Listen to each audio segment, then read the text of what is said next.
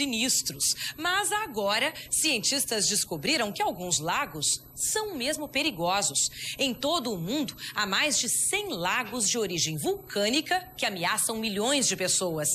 Mas como será que um lago pode se tornar assassino?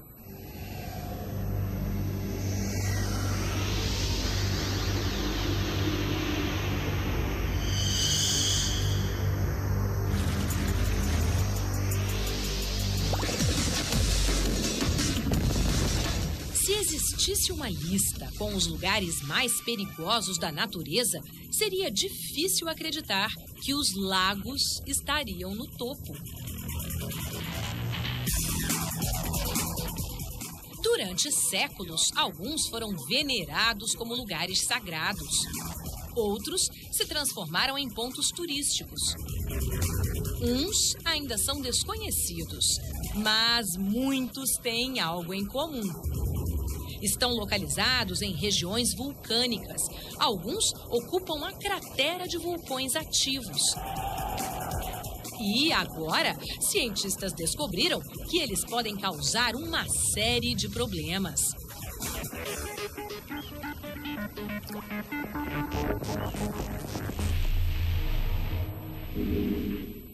Uma prova surgiu na República dos Camarões, costa oeste da África Central. Este é o Lago Nyos. Ele fica na cratera de um vulcão adormecido. Em 1986, mais de 10 mil pessoas moravam nos vales que cercam o lago. E, de repente, uma tragédia.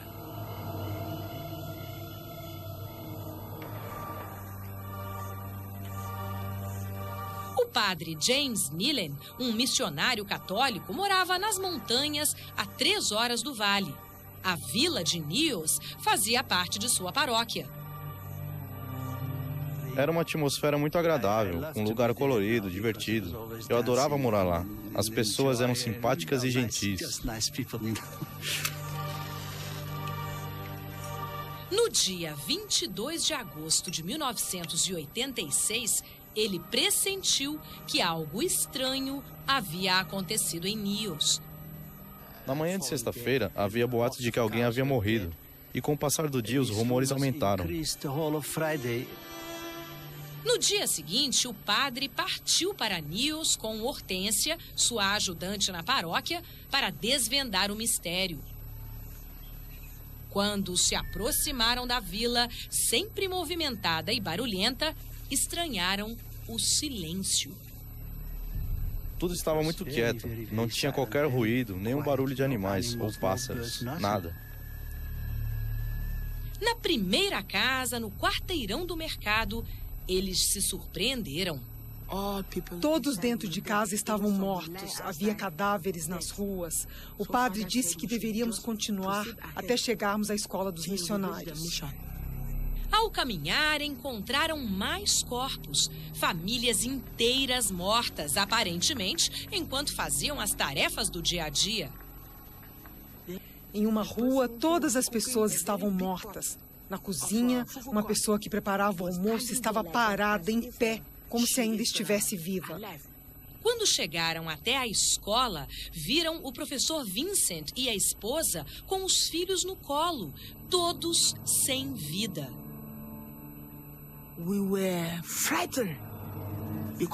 Ficamos apavorados. Víamos pessoas mortas, tentávamos não olhar, mas havia morte por todos os lados.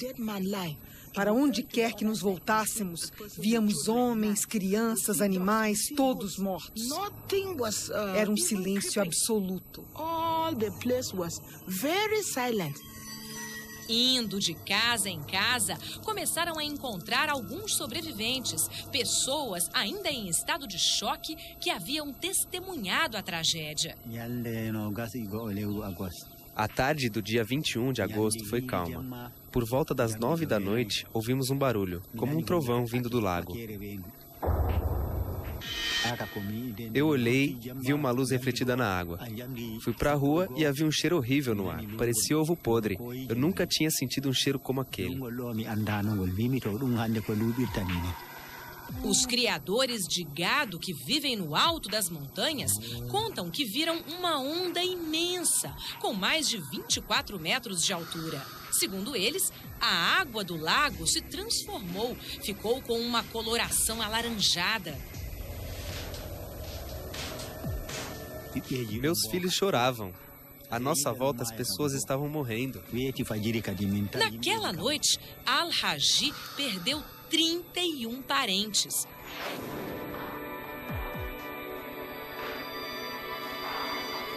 Pelo menos 1.700 pessoas morreram.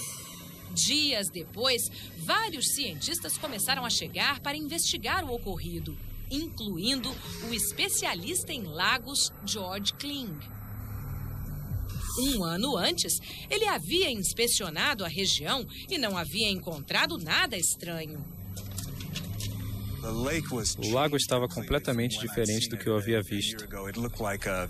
Parecia que uma onda gigante ou um furacão tinha passado por lá e modificado a vegetação e a cor da água. Os relatos dos sobreviventes que mencionavam a sensação de calor e o mau cheiro levaram os investigadores a formular uma hipótese. Todos acreditavam que havia sido apenas mais uma explosão vulcânica. No entanto, quando examinaram a vegetação à procura de sinais de sulfato de hidrogênio, o gás que tem cheiro de ovo podre e é expelido pelos vulcões, não encontraram nada. Também não havia evidências de mudança na temperatura do lago. E ninguém havia visto uma erupção. Mas algo havia mudado a cor da água para uma tonalidade laranja. Uma pista para resolver o enigma estava a quase 13 mil quilômetros, no estado americano do Oregon. Desde 1902, o Lago da Cratera faz parte de um parque nacional. Com mais de 32 quilômetros quadrados, ele contém cerca de 19 trilhões de litros de água. É o 7º lago mais profundo do mundo, com quase 600 metros de profundidade. Para termos uma ideia, se fosse mergulhado ali, o edifício Empire State desapareceria. Nunca houve mortes inexplicáveis no Lago da Cratera, mas os cientistas estudam cada detalhe do lugar. E o que descobriram aqui talvez ajude a explicar o terrível mistério de Nios. Mark Buchtenica trabalha no Parque Nacional. É o atual pesquisador de um trabalho desenvolvido há mais de 100 anos.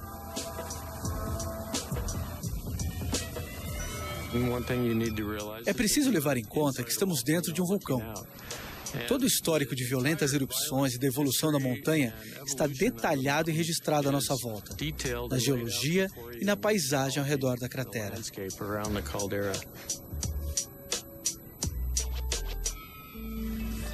Atualmente, Buchtenica recolhe amostras de água de diferentes profundidades.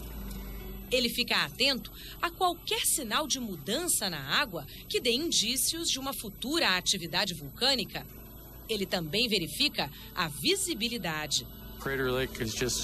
As águas do Lago da Cratera têm uma incrível coloração azul intensa e, mesmo nas regiões mais profundas, continuam cristalinas. De fato, o Lago da Cratera possui uma das águas mais translúcidas do mundo. São claras como cristal. Buchtenica mede a limpidez inserindo um disco na água até que ele não fique mais visível.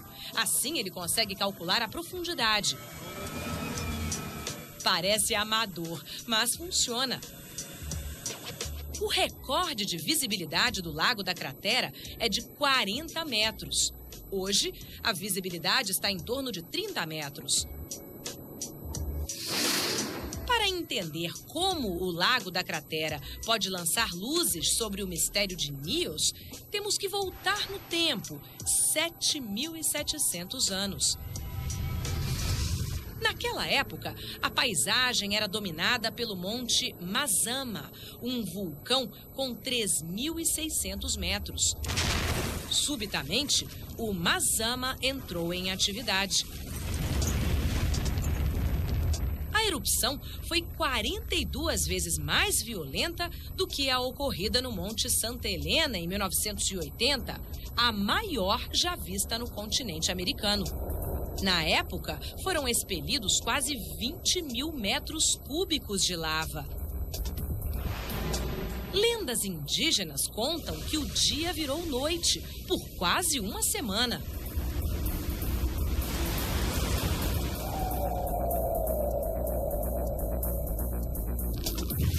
A erupção foi tão violenta que 1.600 metros do alto do vulcão desmoronaram, formando uma cratera com mais de 9 quilômetros de largura. 8.000 anos depois, as chuvas e o degelo da neve se acumularam e deram origem ao Lago da Cratera.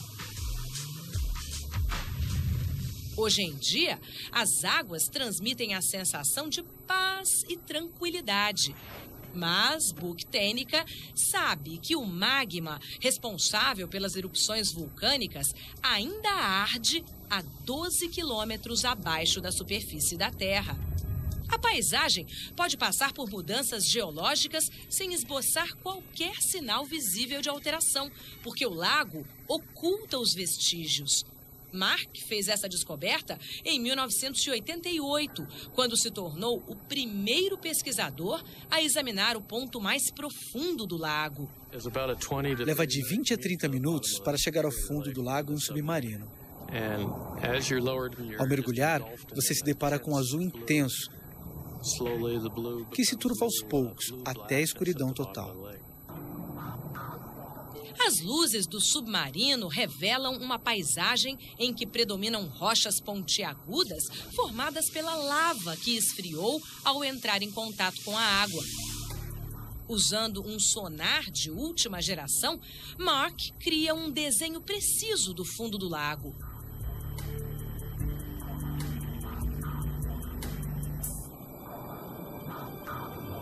E também vê algo inesperado. 2 piscinas rodeadas por colônias de bactérias douradas. É raro encontrar esses micro-organismos vivendo na escuridão absoluta, longe da luz do sol.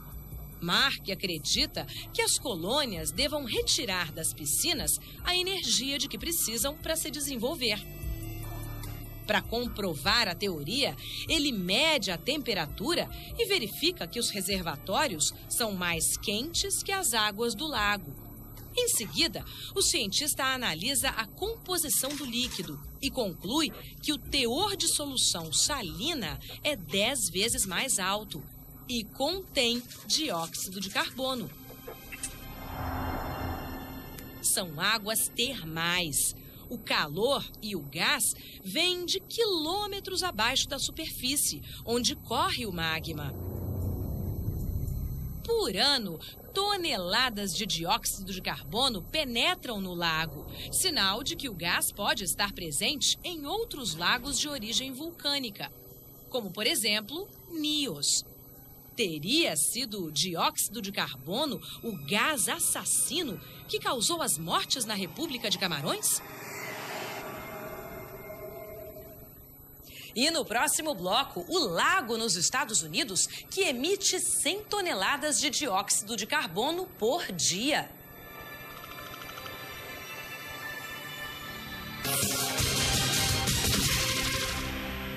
Poucas pessoas consideram os lagos lugares perigosos, mas os que ficam em áreas vulcânicas podem conter gases tóxicos fatais. Em 2006, um gás proveniente de um vulcão matou 3 pessoas em Mammoth Lakes, na Califórnia.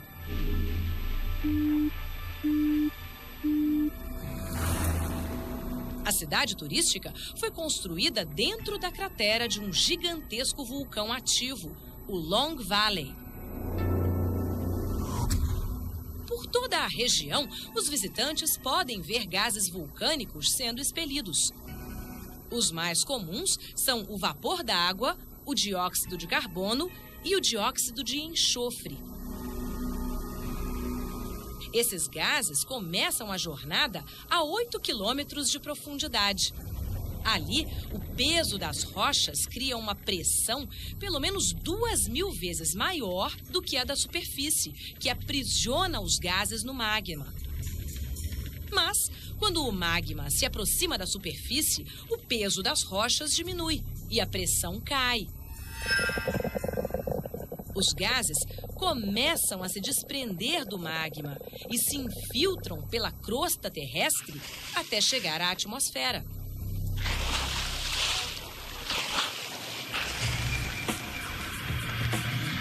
O geologista Charles Watson estuda as ameaças do lago Horseshoe, próximo ao principal resort de Mammoth.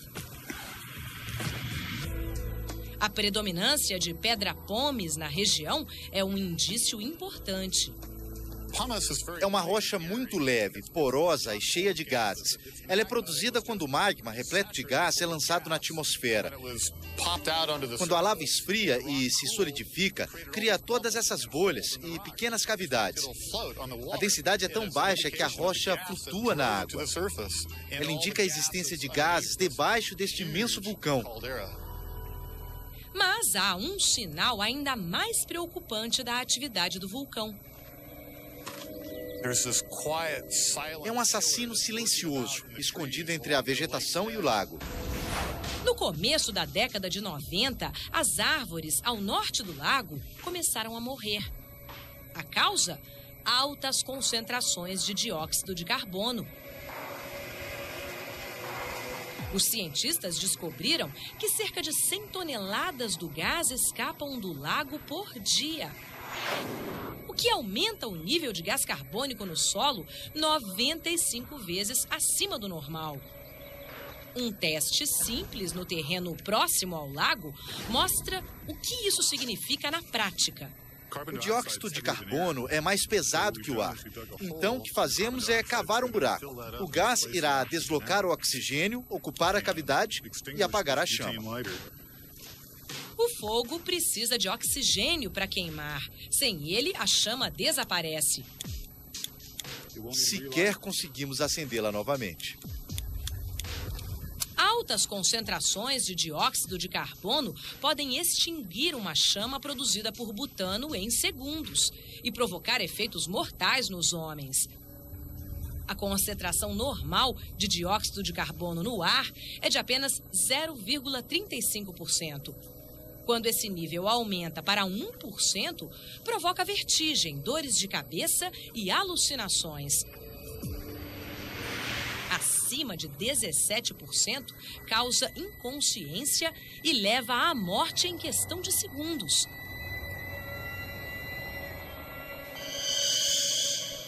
O vento costuma dispersar o dióxido de carbono em Mammoth Lake de forma segura.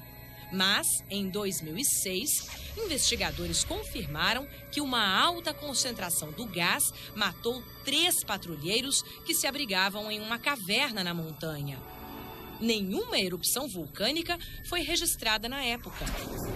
Então, será que foi o dióxido de carbono o que matou mais de 1.700 pessoas no Lago Nyos em 1986?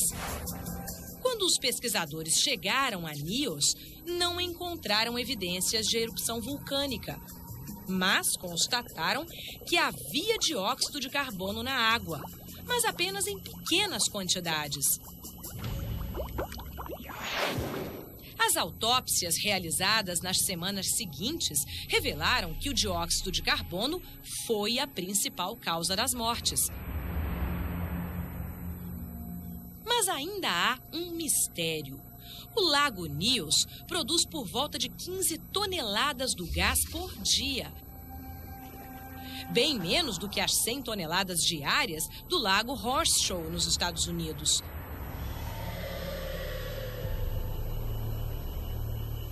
Então, como poderia ter matado as pessoas que viviam até 25 quilômetros distantes do lago?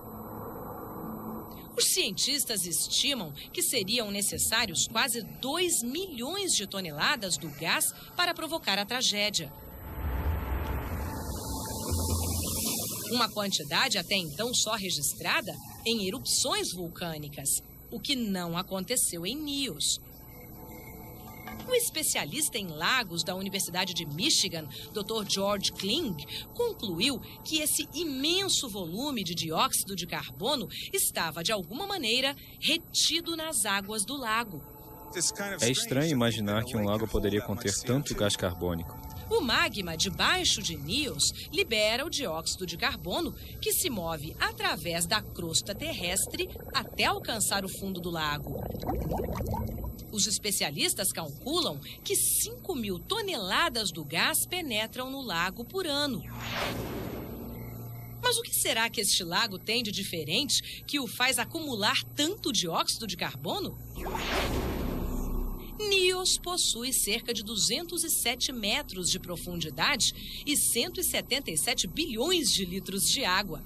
O peso do líquido e a pressão aumentam no fundo do lago e chegam a ser 20 vezes maior do que na superfície. Em grandes concentrações e sob alta pressão, o dióxido de carbono se dissolve em fluidos. É o que acontece em uma garrafa de champanhe.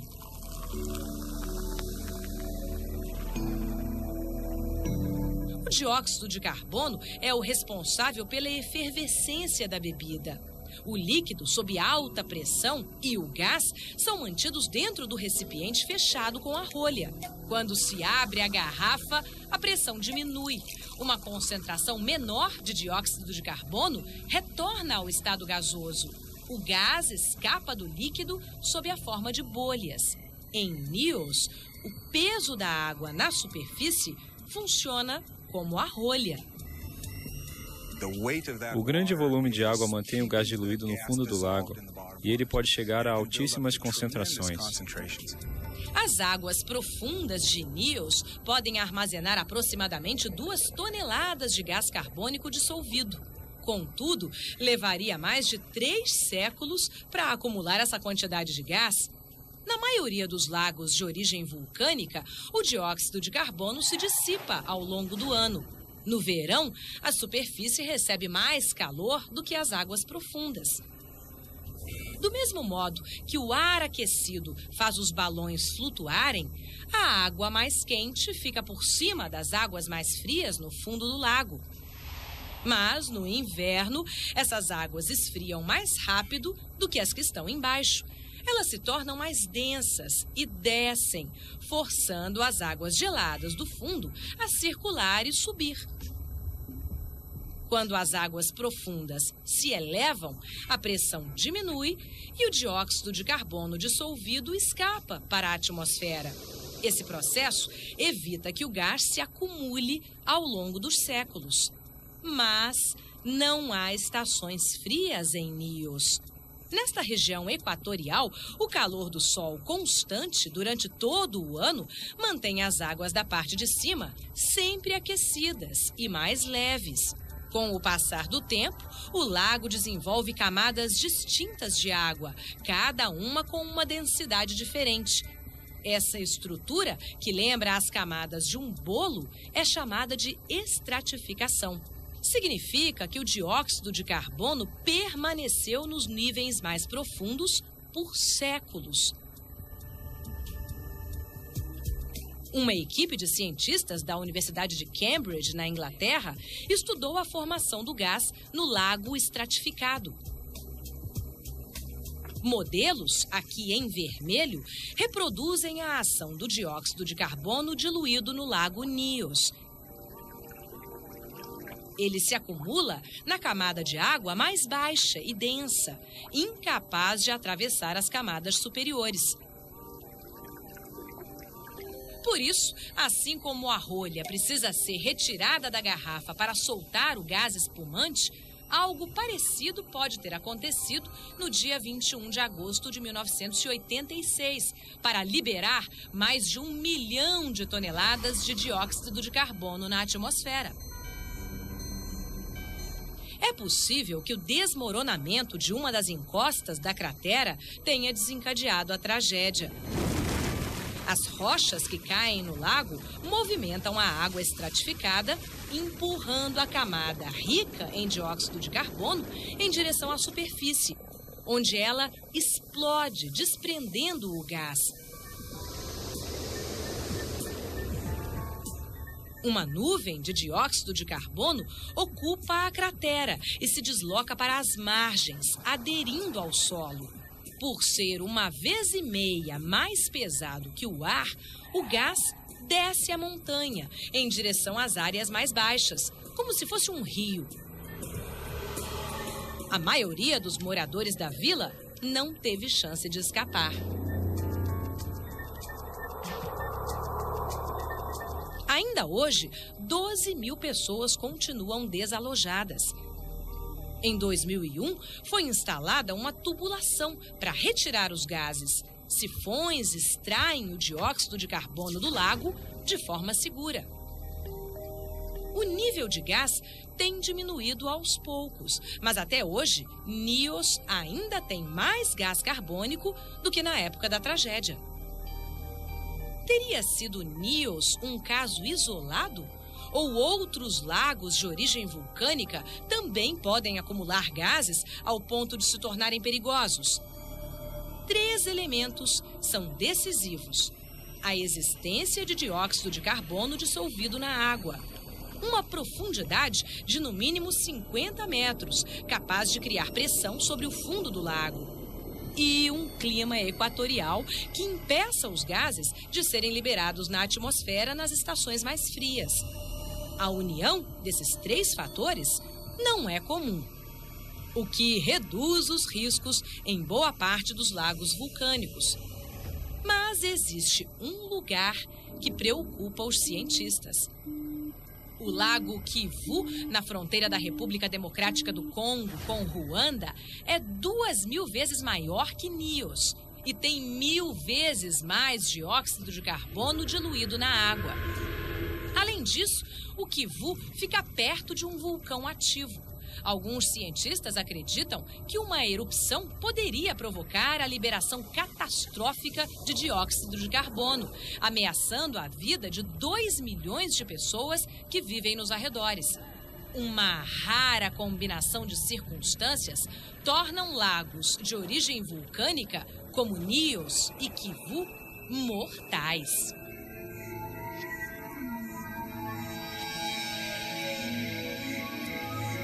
E no próximo bloco, nos Estados Unidos, a montanha com um lago que pode ruir.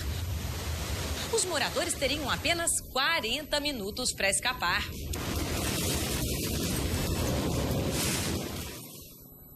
A proximidade dos lagos com redes vulcânicas pode ser devastadora. Vamos ver agora o perigo que correm moradores do estado de Washington, na costa oeste americana.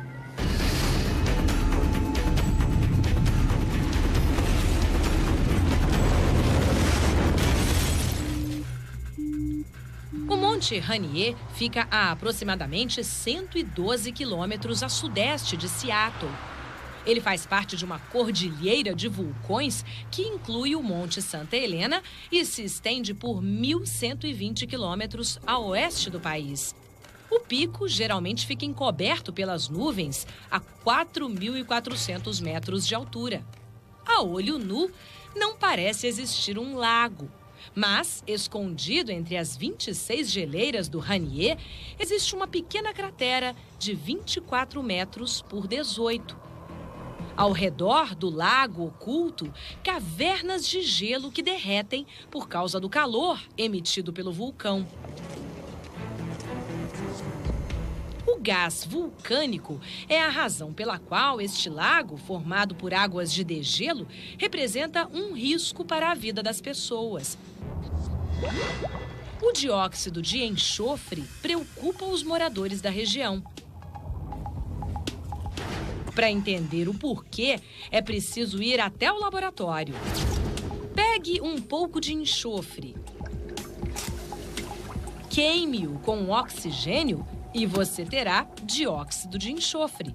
Misture com água e o resultado será ácido sulfúrico. Mergulhe algumas rochas vulcânicas em um tubo de ensaio com o ácido e observe as bolhas que se formam. Na reação, são produzidos novos elementos que modificam a composição química da pedra. Ao jogar um pedaço da pedra no ácido mais forte, o processo se acelera. Restam apenas sedimentos no fundo do tubo. No Monte Rainier, há uma versão tamanho gigante desse experimento. O dióxido de enxofre escapa das câmeras de magma que estão a 9 quilômetros abaixo da superfície. Sobe através do vulcão e, ao se misturar à água, reage formando o ácido. Há 30 anos, o geólogo Kevin Scott estuda o impacto da água ácida no Monte Rainier. Ao se infiltrar pelo vulcão, ela escoa pelas fendas, rachaduras e falhas, modificando a rocha vulcânica. Rochas vulcânicas são formadas quando o magma ou a lava resfriam. É uma rocha maciça, muito difícil de ser quebrada ou esmagada. Mas, com o passar dos séculos, o ácido altera a consistência da pedra, que se torna tão frágil que chega a ser capaz de ser esfarelada com as mãos. É o que acontece em todo vulcão em que existem água e gás. Mas o Rainier é particularmente perigoso. Tem mais de 1 milhão de anos. É um dos vulcões mais antigos desta cordilheira. Por isso, aqui, o ácido penetra, altera quimicamente a composição e enfraquece as rochas há muito mais tempo do que nos vulcões vizinhos, como o Santa Helena, por exemplo, que tem 50 mil anos. As rochas do Rainier são quebradiças, saturadas de água e podem ceder a qualquer momento. Se o cume do vulcão desmoronar, daria origem a uma avalanche de lama que desceria a montanha abaixo. Uma maneira de imaginar essa situação é pensar em uma inundação de concreto. Esses deslocamentos são chamados de lahars.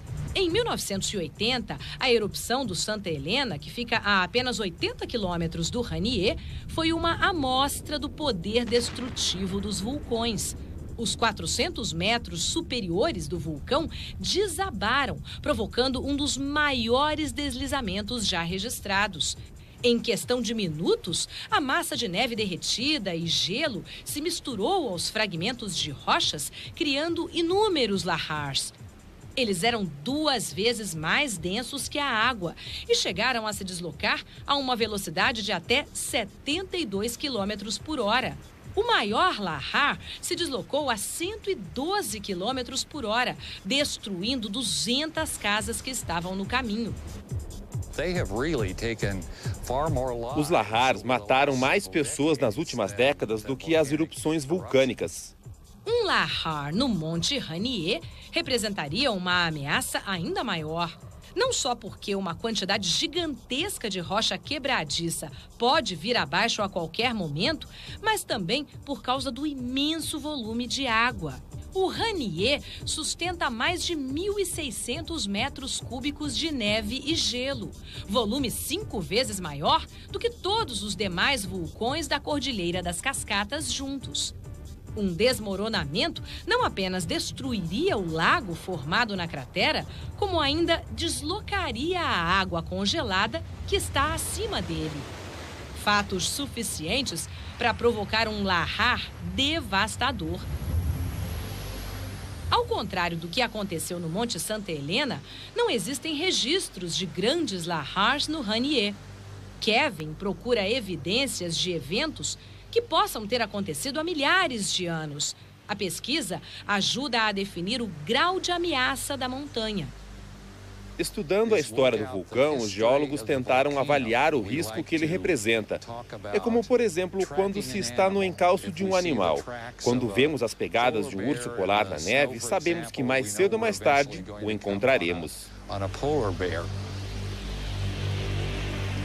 Se houve grandes lahars no Monte Rainier no passado, é provável que outros ocorram no futuro.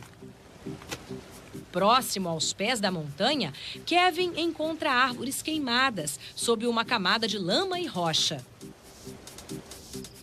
E, ao ampliar a área investigada, incluindo os vales que cercam o vulcão, ele fez uma descoberta assustadora. Este pedaço de rocha de 25 toneladas fazia parte do Pico do Rainier. Um lahar arrastou a rocha por 48 quilômetros e agora ela está no subúrbio da cidade de Orting. Há 500 anos, um lahar atingiu o vale do rio Puyallup e agora a cidade inteira está construída sobre ele. Existem evidências de 55 lahars.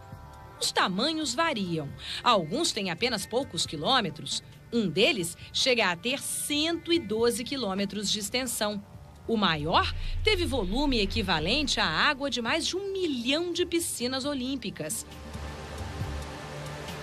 Pelo menos 15 lahars alcançaram o Vale Puyallup. O mais extenso percorreu uma área equivalente à distância entre os portos de Tacoma e de Seattle e devastou a região em que hoje vivem 150 mil pessoas. Lahars desta proporção ocorreram a cada 500 ou 1000 anos atrás.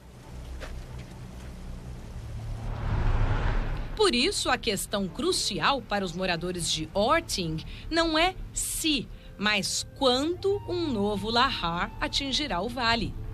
A ausência de material resultante direto de erupções em lahars anteriores é uma ameaça. Sabemos que eles podem ocorrer aqui no Monte Rainier sem que o vulcão entre necessariamente em erupção. De uma hora para outra, sem nenhum sinal prévio, parte da montanha pode ruir. Monitores acústicos na montanha soarão um alarme somente quando o lahar tiver começado. O Serviço Geológico dos Estados Unidos calcula que os moradores de Orting terão, no máximo, 40 minutos para deixarem as casas. Milhares de toneladas de pedaços de gelo e fragmentos de rocha se deslocariam a mais de 80 quilômetros por hora, devastando tudo o que encontrassem pela frente até chegar à região de Puget Sound, a mais de 96 quilômetros de distância do vulcão. O que transforma lagos pacíficos em ameaçadores é a interação entre os gases vulcânicos e a água. Mas essa combinação não é a única maneira de deixar esses lugares perigosos. E no próximo bloco, o risco que corre o parque nacional mais famoso dos Estados Unidos, Yellowstone.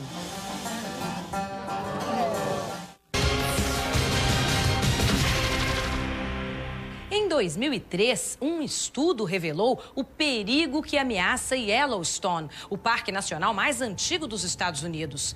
E, neste caso, o gás carbônico não tem nada a ver com isso.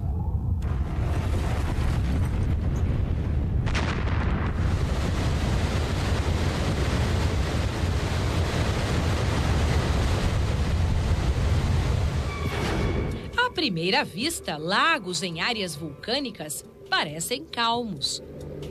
Na verdade, eles são a parte visível de um sistema hídrico que se estende por quilômetros debaixo da terra.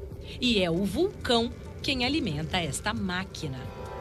Em 2003, geólogos descobriram um outro mecanismo que pode transformar um lago pacífico em assassino. Este é o lago Yellowstone, no estado americano de Wyoming. Com 218 quilômetros quadrados, é o maior lago em altitude nos Estados Unidos. Fica no sudeste do parque e é o retrato da serenidade. Porém, mais de 10 mil imagens geotérmicas como esta confirmam que é a área de um vulcão em atividade.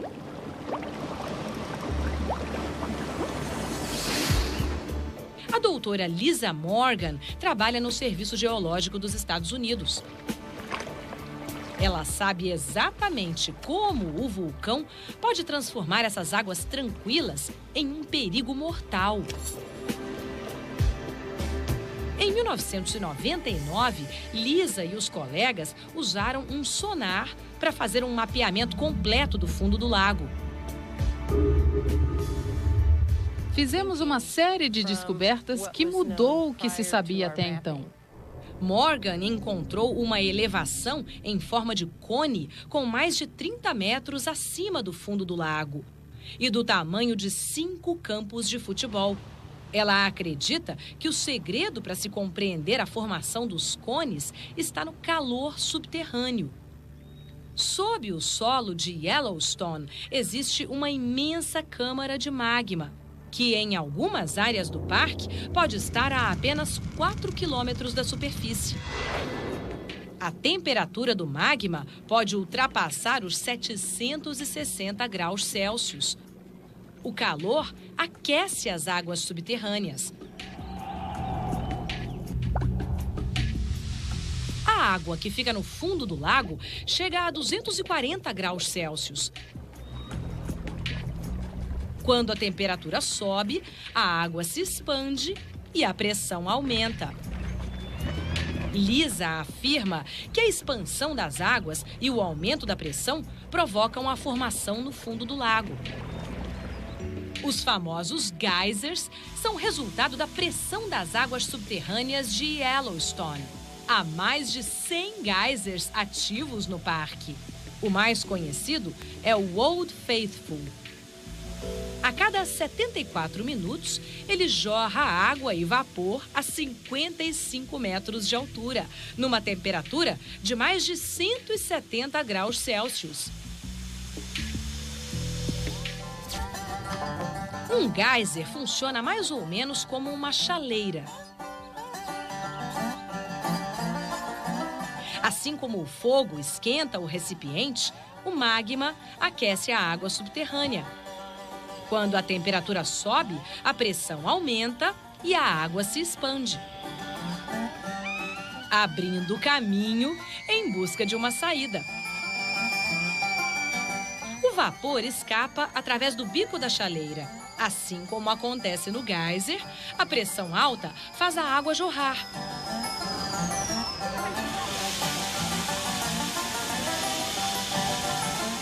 O efeito só termina quando a pressão é dissipada.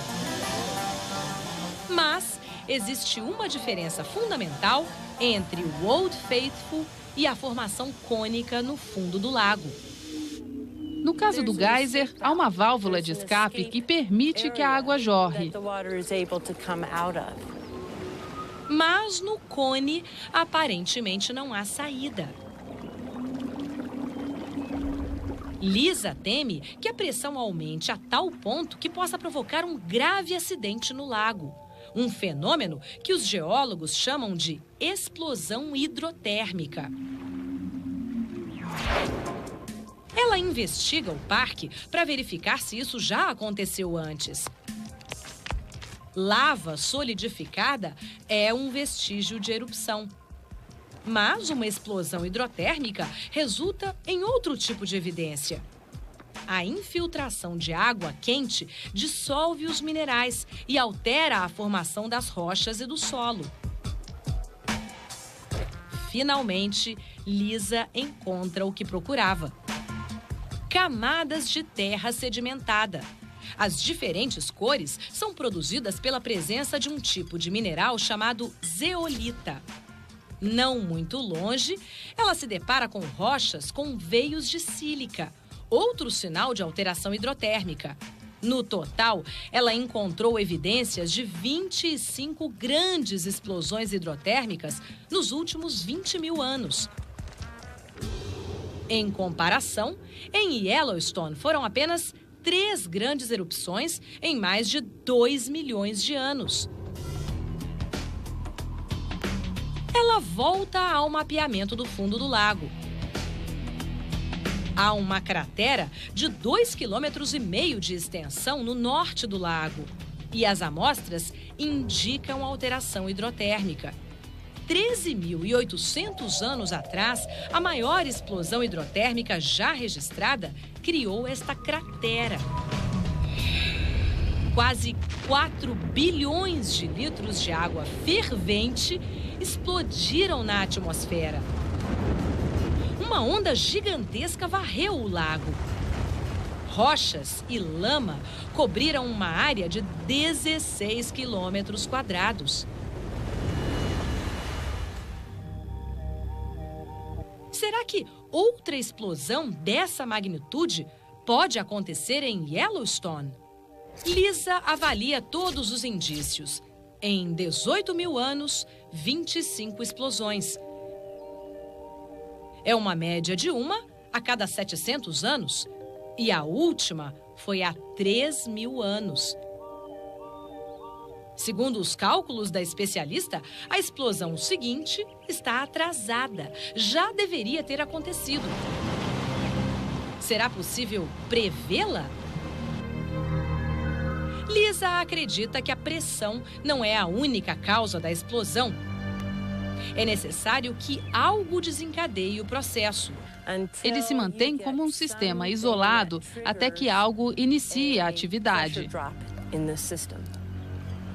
Em Mary Bay, 14 mil anos atrás, um terremoto foi o detonador do processo. O peso da água teria exercido pressão suficiente para impedir uma explosão. Mas o tremor agitou o solo no fundo do lago e a água recuou. Menos água significa menos pressão. É como remover a rolha da garrafa. A água represada no subterrâneo explodiu.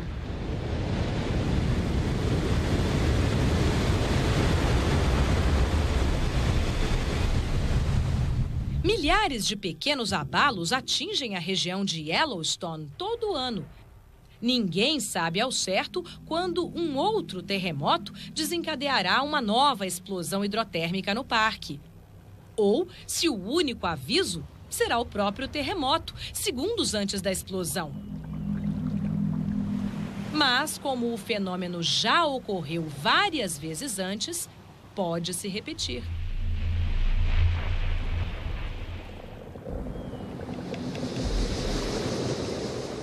As mortes no Lago Nyos, em 1986, foram um terrível alerta dos perigos da combinação de sistemas vulcânicos com imensos volumes de água. Pesquisas recentes no Monte Rainier e no Parque de Yellowstone identificaram outras ameaças ocultas nas profundezas dos lagos de origem vulcânica ao redor do mundo. Desde a antiguidade, o homem honrou e temeu tanto o fogo quanto a água. Mas somente agora começamos a compreender os riscos da mistura desses dois elementos sob a superfície serena dos lagos assassinos. O SBT Realidade termina aqui. Para você, uma boa noite e até a semana que vem.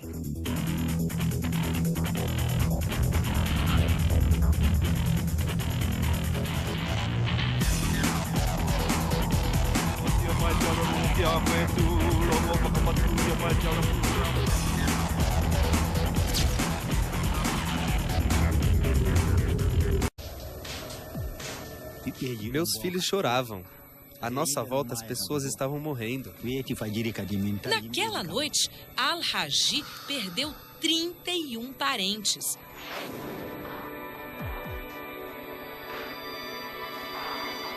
Pelo menos 1.700 pessoas morreram.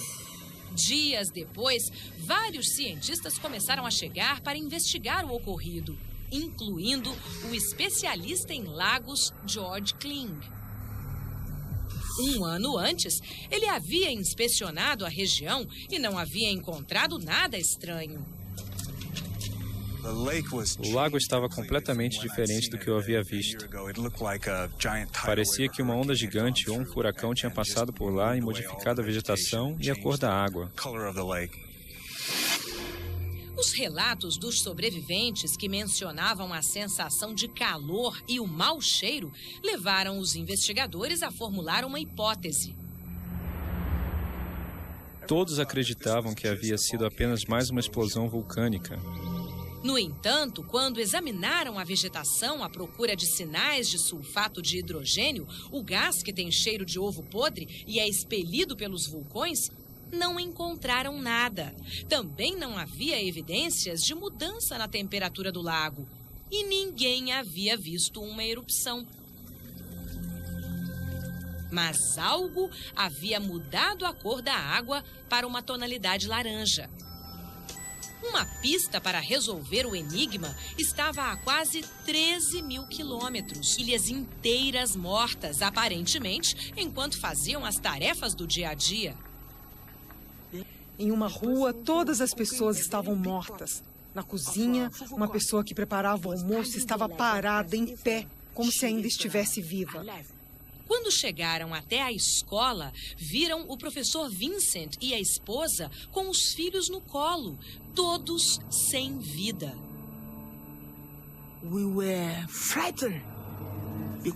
Ficamos apavorados. Víamos pessoas mortas, tentávamos não olhar, mas havia morte por todos os lados. Para onde quer que nos voltássemos, víamos homens, crianças, animais, todos mortos. Era um silêncio absoluto. Indo de casa em casa, começaram a encontrar alguns sobreviventes, pessoas ainda em estado de choque que haviam testemunhado a tragédia. A tarde do dia 21 de agosto foi calma. Por volta das 9 da noite, ouvimos um barulho, como um trovão vindo do lago. Eu olhei, vi uma luz refletida na água. Fui para a rua e havia um cheiro horrível no ar. Parecia ovo podre. Eu nunca tinha sentido um cheiro como aquele. Os criadores de gado que vivem no alto das montanhas contam que viram uma onda imensa, com mais de 24 metros de altura. Segundo eles, a água do lago se transformou, ficou com uma coloração alaranjada. Sinistros. Mas agora, cientistas descobriram que alguns lagos são mesmo perigosos. Em todo o mundo, há mais de 100 lagos de origem vulcânica que ameaçam milhões de pessoas. Mas como será que um lago pode se tornar assassino?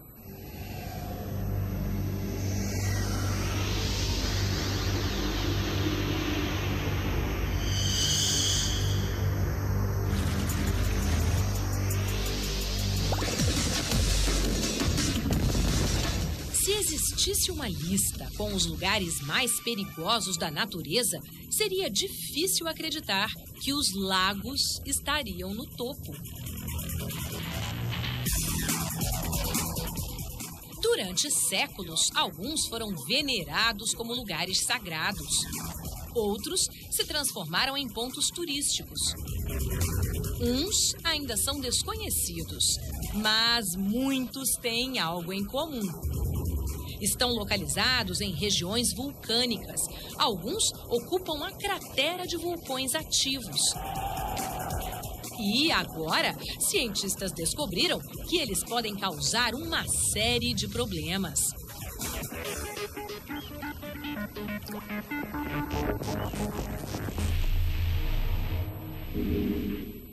Uma prova surgiu na República dos Camarões, costa oeste da África Central. Este é o Lago Nyos. Ele fica na cratera de um vulcão adormecido. Em 1986, no estado americano do Oregon. Desde 1902, o Lago da Cratera faz parte de um parque nacional. Com mais de 32 quilômetros quadrados, ele contém cerca de 19 trilhões de litros de água.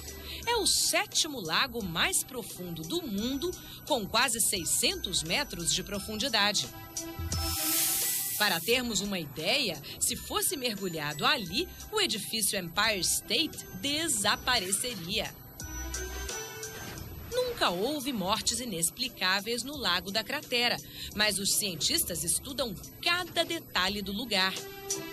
E o que descobriram aqui talvez ajude a explicar o terrível mistério de Nios. Mark Buchtenica trabalha no Parque Nacional. É o atual pesquisador de um trabalho desenvolvido há mais de 100 anos.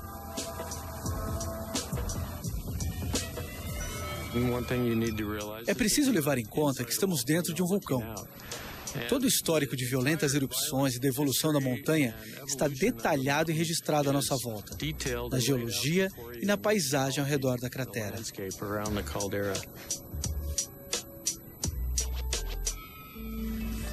Atualmente, Buchtenica recolhe amostras de água de diferentes profundidades. Ele fica atento a qualquer sinal de mudança na água que dê indícios de uma futura atividade vulcânica. Ele também vê que mais de 10 mil pessoas moravam nos vales que cercam o lago. E, de repente, uma tragédia.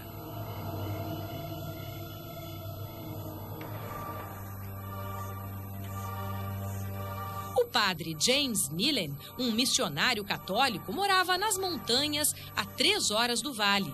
A vila de Nios fazia parte de sua paróquia. Era uma atmosfera muito agradável, um lugar colorido, divertido. Eu adorava morar lá. As pessoas eram simpáticas e gentis.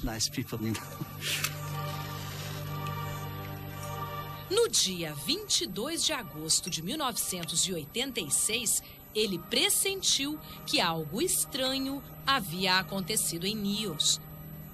Na manhã de sexta-feira, havia boatos de que alguém havia morrido. E com o passar do dia, os rumores aumentaram. No dia seguinte, o padre partiu para Nios com Hortência, sua ajudante na paróquia, para desvendar o mistério. Quando se aproximaram da vila, sempre movimentada e barulhenta, estranharam o silêncio.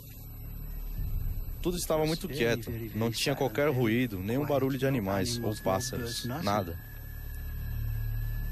Na primeira casa, no quarteirão do mercado, eles se surpreenderam. Todos dentro de casa estavam mortos. Havia cadáveres nas ruas. O padre disse que deveríamos continuar até chegarmos à escola dos missionários. Ao caminhar, encontraram mais corpos.